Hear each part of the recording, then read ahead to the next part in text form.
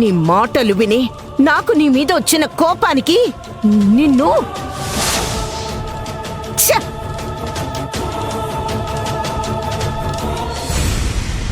నువ్వు చేసింది తప్పు అని చెప్పినందుకే నీ భర్తనే చులకనగా మాట్లాడతావా? సంస్కారం లేని చదువు దేనికోసం? అది కాదు అత్తయ్య గారు, మీరెవరూ నాకు సపోర్ట్ చేయలేదు. ఆయన కూడా నాదే తప్పు అనేసరికి బాధ అనిపించి ఏదో ఆవేశంలో అలా అనేశాను. ఎంత ఆవేశం వస్తే మాత్రం భర్తని నిందిస్తావా? వేద వాసుదేవ్ కొడుకంటే ఏమనుకున్నావు? నిన్ను ప్రేమించి పెళ్లి చేసుకున్నాడు కదా అని నీ కంటికి చులకనగా కనిపిస్తున్నాడా?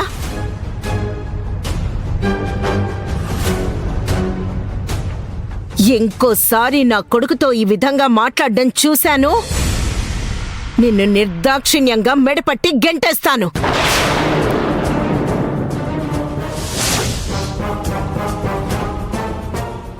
అయ్యో అమ్మా, ప్లీజ్ నువ్వు ఆవేశపడకు. అసలే నీ ఆరోగ్యం బాలేదు. లలితకు అర్థమయ్యేలా నేను చెప్తాను. చూడు రాజీవ్, భర్త అనేవాడు భార్యని గౌరవించాలి, తనకి విలువివ్వాలి. కాని నీ విలువ పోగొట్టుకునేంత చనువివ్వకూడదు. గుర్తుంచుకో.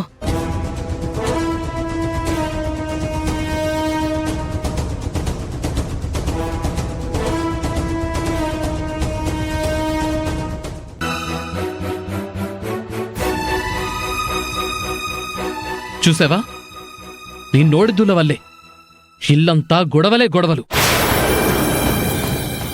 ఆవేశంతో మాట్లాడడం గొప్ప కాదు, కాస్తైనా కామన్ సెన్స్ ఉండాలి. ఇక మీదైనా నీ నోరు అదుపులో పెట్టుకో.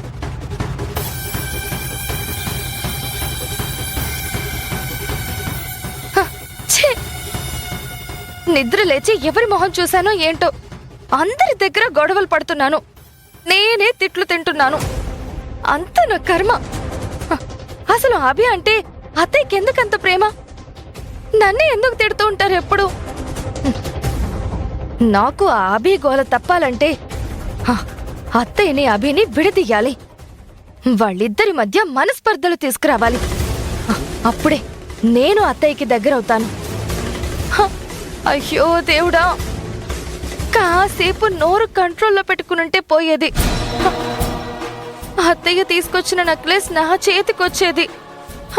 చేతి దాకా వచ్చి దూరం అయిపోయింది.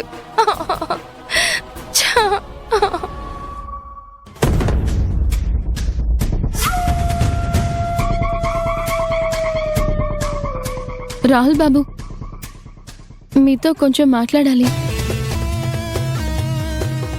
నేను జాబ్ చేస్తున్నానని అత్తయ్య గారి దగ్గర అనుమతి తీసుకున్నాను, కానీ మీ అనుమతి అడగలేదు. భర్తగా నాకు మీ అనుమతి కూడా కావాలండి.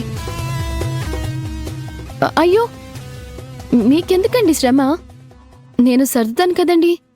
నీకు చాలాసార్లు చెప్పాను, నువ్వు నా పనులేమీ చెయ్యక్కర్లేదు. ఇంకో విషయం, భర్తగా నేను నీకు అనుమతి ఇవ్వాలి.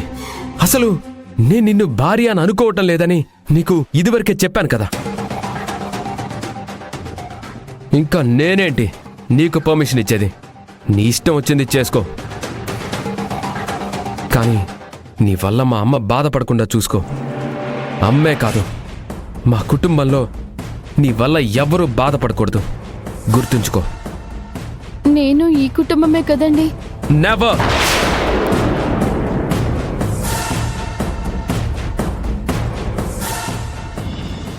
నేను నిన్ను ఎప్పటికీ నా కుటుంబంగా భావించను.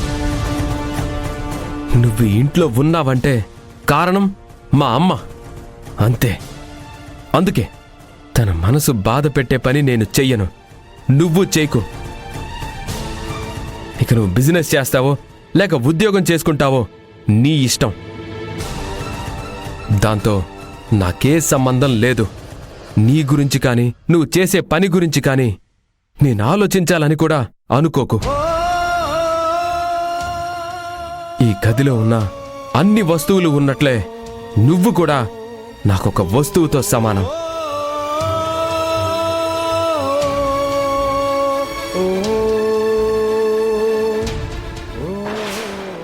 ఏం మాట్లాడుతున్నారండి?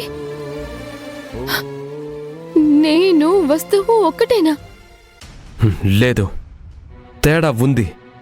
అదేంటంటే ఆ వస్తువులన్నీ నాకు సంబంధించినవి, నువ్వు తప్ప.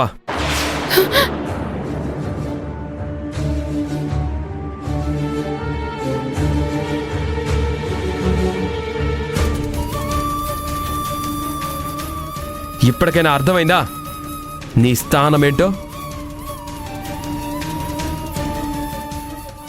నీ స్థానమేంటో తెలుసుకొని నీ లిమిట్స్లో నువ్వుండు.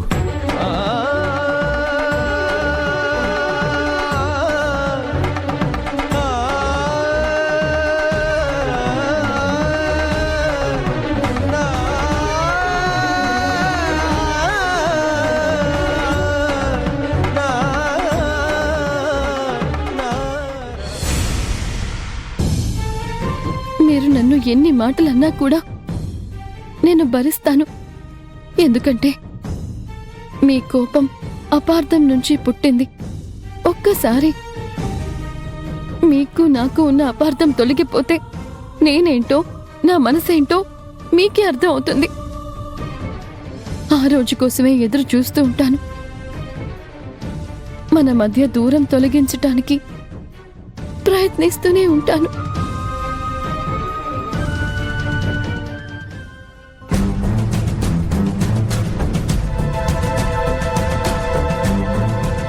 లలిత వదిన అంత సడన్ గా నా మీద కూడా ఎందుకు సీరియస్ అయింది? నేను అభికి సపోర్ట్ చేస్తున్నానని మిస్అండర్స్టాండ్ చేసుకుందా?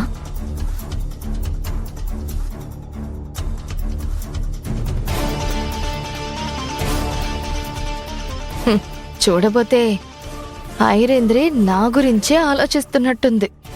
పాపం నేనిచ్చిన జలక్కి షాక్ అయినట్టుంది. కాస్త కూల్ చేద్దాం.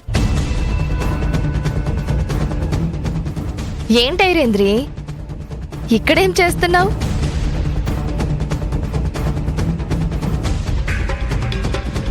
ఓ, నీ చూపుకి మీనింగ్ నాకు అర్థమైంది. ఇందాక అందరి ముందు నీ మీద కోపడ్డాననే కదా?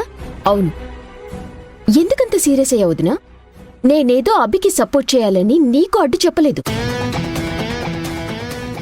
జస్ట్ పెద్దమ్మ దృష్టిలో పాజిటివ్ ఒపీనియన్ తెచ్చుకుందామని అలా అన్నాను.